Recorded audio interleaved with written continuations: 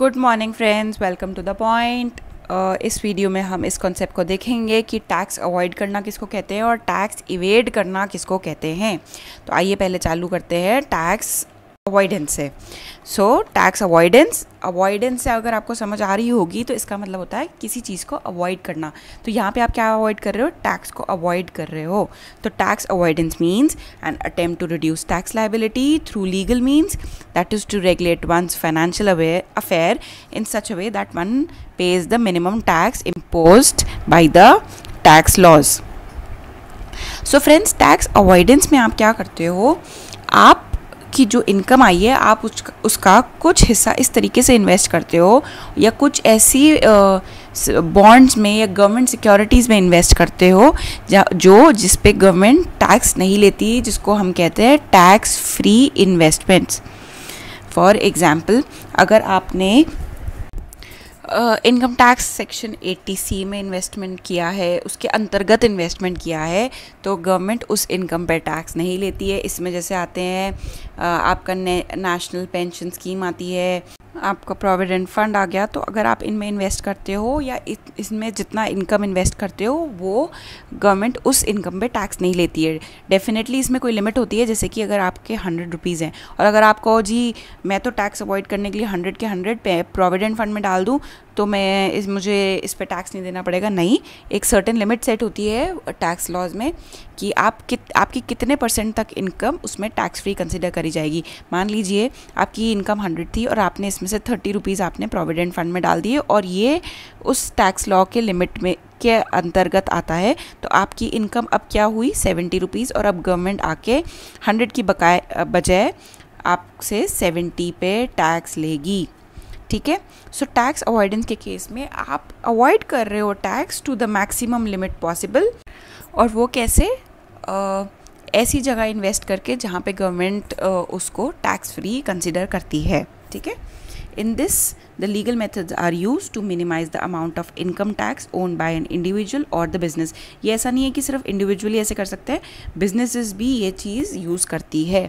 This is generally accomplished by claiming as many deductions under different sections of Income Tax Act like 80C, there is 80D.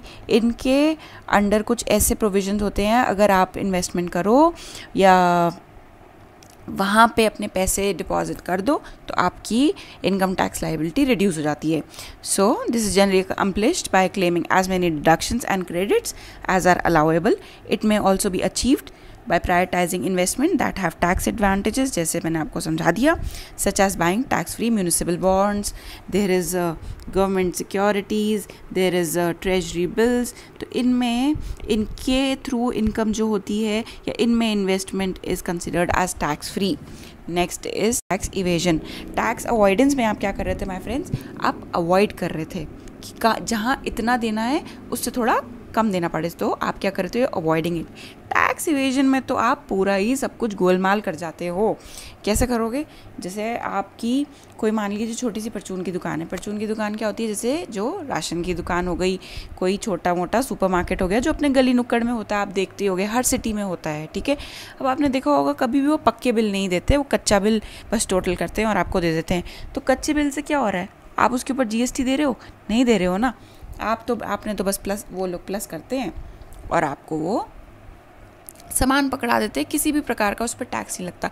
अब ये उस दुकानदार के ऊपर है, उस शॉपकीपर के ऊपर है कि वो अपनी कैश सेल्स कितनी दिखाए। मान लीजिए वो पूरे दिन में 1000 रुपये के कच्चे बिल बना रहा है अलग अलग आइटम सेल करके, लेकिन अब उसका कोई रिकॉर्ड तो है नहीं, क्योंकि ना वो कंप्यूटराइज कर रहा है ना टैक्स कलेक्शन हो रहा है। तो वो क्या कर रहा है? सिर्फ 800 रुपये की ट्रांजेक्शन दिखा रहा है, या हो सकता है वो इससे कम की भी दिखा दे कि भाई आज तो मेरी सिर्फ 400 रुपये की सेल हुई। ठीक है। तो अब गवर्नमेंट कब, जब एंड महीने के या साल के एंड में टैक्स लगाने आएगी तो वो किस फिगर पे आएगी? जो उसने उस शॉपकीपर में दिखाया है, क्योंकि जो असली में हो रही है उसका तो कोई एज सच रिकॉर्ड ही नहीं है ना।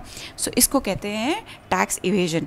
या फिर आप जैसे एक और तरीका आपको बताऊँ मैं, जैसे कि आप कह रहे हैं कि मेरी इनकम हुई 1000 रुपये, लेकिन इसको कमाने के लिए मेरे एक्सपेंसेस इतने हो गए, जैसे मेरे लेबर को सैलरी दे दी 600 रुपये, मेरा मैंने बैंक को इंटरेस्ट दे दिया 100 रुपये, और मेरे जो रेंट दिया फैक्ट्री का वो हो गया 50 रुपये। तो अगर आप इसको टोटल करोगे तो कितने हो गए 750, ठीक है। और ये बची आपकी इनकम सिर्फ 250 रुपये, ठीक है। जबकि आपने असलियत में लेबर को दिए थे सिर्फ 400, आपका इंटरेस्ट गया था 20 रुपये और आपका रेंट गया था 30 रुपये, ठीक है। तो अब आप यहाँ क्या कर रहे हो, जहाँ तो आपने 400 दिए थे आपने अपने बिल्स को इन्फ्लेट कर दिया। आपने कहा नहीं जी मैंने तो 600 रुपये दिए हैं, मैंने जी 20 की जगह 100 रुपये दिए हैं और यहाँ पे मेरा रेंट गया 50, जबकि असलियत में गया था सिर्फ 30 रुपये। So this is called inflation of expenses. जैसे ही आप अपने एक्सपेंस को इन्फ्लेटेड रूप में दिखाते हो, आपकी इनकम कम हो जाएगी और आपको डेफिनेटली कम टैक्स देना पड़ेगा। तो आई होप आपको क्लियर हो रहा होगा अभी तक कि क्या डिफरेंस है एक टैक्स को अवॉइड करने में। वहाँ तो आप क्या लेजिटिमेट मीन्स का यूज़ कर रहे थे और यहाँ पे आप क्या कर रहे हो, इलेजिटिमेट मीन्स हर चीज़ फेक कर रहे हो, फ्रॉड कर रहे हो। तीसरा तरीका एक जो है टैक्स एवेड करने का वो ये है, आपने अपना पैसा टैक्स हेवेंस नहीं टैक्स हेवेंस में लगा दिया। अब ये टैक्स हेवेंस क्या होते हैं, ये कुछ ऐसी कंट्रीज़ या आइलैंड्स होते हैं जहाँ पे अगर आप पैसे अपने डायरेक्ट कर दो, रूट करो या वहाँ पे भेजो तो वहाँ की सरकार आपसे बहुत ही कम टैक्स लेती है या ज़ीरो टैक्स लेती है। तो इसके कुछ एग्जांपल्स हैं मालदीव्स, ठीक है, सॉरी मॉरिशस हो गया, केमन आइलैंड हो गया, बहामास हो गया। ये ऐसे ऐसे कुछ जगह हैं जहाँ की government in order to attract foreign capital ये लोग ज़ीरो टैक्स रेट या बहुत ही कम टैक्स रेट से टैक्स लेती है, सो दैट ज़्यादा से ज़्यादा लोग अपने वहाँ पे पैसे डिपॉजिट कराएं। तो अब आप क्या कर रहे हो, अब आपकी जितनी इनकम हुई थी आपने बाई हुक और बाय क्रुक आपने ये सारा पैसा वहाँ भिजवा दिया और गवर्नमेंट आई और बोली टैक्स दीजिए, आप कहो जी इनकम ही नहीं हुई थी, क्योंकि आप चोरी छुपे क्या कर चुके हो, सारी इनकम अपनी मॉरिशस पहुँचा चुके हो। सो फ्रेंड्स, अब मैं आपको यहाँ पे एक छोटा सा असाइनमेंट दे रही हूँ, वो ये है कि अब ये वीडियो ख़त्म होने के बाद आपको ये देखना है कि दुनिया में कितने टैक्स हेवन्स हैं और वो कौन से हैं। एक बार जस्ट गो थ्रू कर लीजिएगा कि ये आपकी जस्ट जनरल नॉलेज अपडेट करने के लिए है कि आपको पता हो कि कहाँ कौन से टैक्स हेवन्स हैं, ठीक है। So tax avoidance is this should be evasion. Tax evasion is a crime punishable by law as one is not paying the dues which the government is authorized to collect. ये क्या है, चोरी है, it is punishable by law, ठीक है। इसके एक बार differences को देख लेते हैं। देखो आपको कॉन्सेप्ट में तो अभी तक आई थिंक समझ आ चुका होगा कि कॉन्सेप्ट वाइज ये दोनों चीज़ें कैसे अलग हैं। अब एक बार डिफरेंसेस देखेंगे तो आपको और क्लियर हो जाएगा। Tax avoidance, minimisation of tax liability by taking such means which do not violate tax law. कुछ भी रूल्स और लॉज रेगुलेशन गवर्नमेंट की ब्रेक नहीं कर रहे हो, उसके अंतर्गत ही जो कर रहे हो कैसे, टैक्स लॉज के जो इन्वेस्टमेंट दिए हुए हैं जो टैक्स फ्री है उनमें इन्वेस्ट करके। इवेजन में क्या कर रहे हो, टैक्स लायबिलिटी रिड्यूस कर रहे हो by using illegal ways, is known as tax evasion. Concept, इसमें क्या करते हो आप, एक्चुअली जो टैक्स की शॉर्टकमिंग्स है ना, टैक्स देखो क्या होता है फ्रेंड्स, हर लॉ की एक लूप होल तो होती है, एक नहीं अनेक होती हैं, बस आपको उनको पहचानना है और उन्हीं का आप फ़ायदा उठा रहे हो अपनी टैक्स लायबिलिटी को रिड्यूस करने में, ठीक है। अब एक गवर्नमेंट एक तरफ कह रही है कि आप पूरी इनकम पे टैक्स दो, पर साथ ही साथ गवर्नमेंट ने ये भी बोल रखा है अगर आप ये 100 चीज़ों में इन्वेस्ट करोगे तो हम आपकी टैक्स लायबिलिटी रिड्यूस कर देंगे, बस आपको उन्हीं को पहचान रहे हो अवॉइडेंस में। इवेजन में क्या कर रहे हो आप, हर चीज़ गोलमाल, ये ऐसे याद रखना, आपको वर्ड्स में कन्फ्यूजन नहीं होगी। टैक्स इवेजन इज गोलमाल, ठीक है। So deliberate manipulation in accounts resulting in fraud, आप इस तरीके से अपने अकाउंट्स को दिखा रहे हो कि हमारी इनकम ही नहीं हुई, इनकम हुई तो खर्चा ज़्यादा हो गया उसको कमाने के लिए, तो पैसे तो बचे ही नहीं आपको टैक्स देने के लिए, ऐसे। Which type of means is used, so इधर जस्टिफाइड और लीगल मीन्स, इधर ऐसे तौर तरीके अपनाए जाते हैं which are forbidden by law. Forbidden का मतलब जो कि मना करे गए हैं लॉ द्वारा। ये कब होता है, जब आपकी टैक्स लायबिलिटी अराइज होती है उससे पहले। क्यों, क्योंकि आप क्या कर रहे हो, टैक्स प्लानिंग कर रहे हो कि मेरी इनकम, आपको पता है कि मान लीजिए आपका पैकेज है सालाना 6 लाख रुपए पर एनम।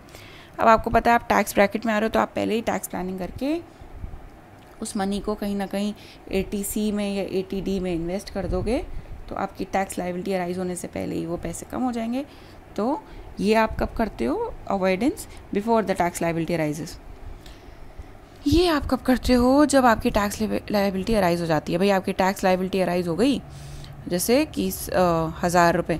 अब आप गवर्नमेंट के पास ऐसे ऐसे डॉक्यूमेंट्स, फ्रॉड डॉक्यूमेंट्स लेके जा रहे हो, जी कैसे हुई 1000 रुपये, मेरे तो देखो खर्चे ही इतने हो रहे थे उसको कमाने के लिए, मेरे तो सारे पैसे वहीं निकल गए। तो ये चीज़ होती है कब? जब टैक्स लायबिलिटी अराइज होती है।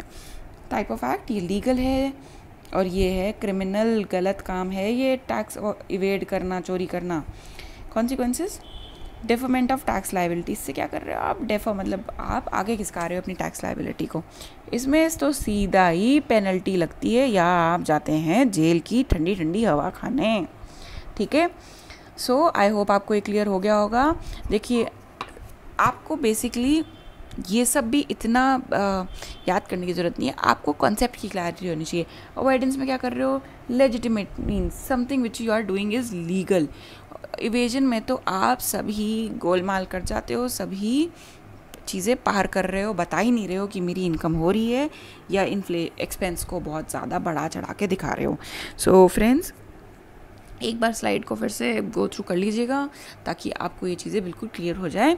सो या today's video, thank you so much.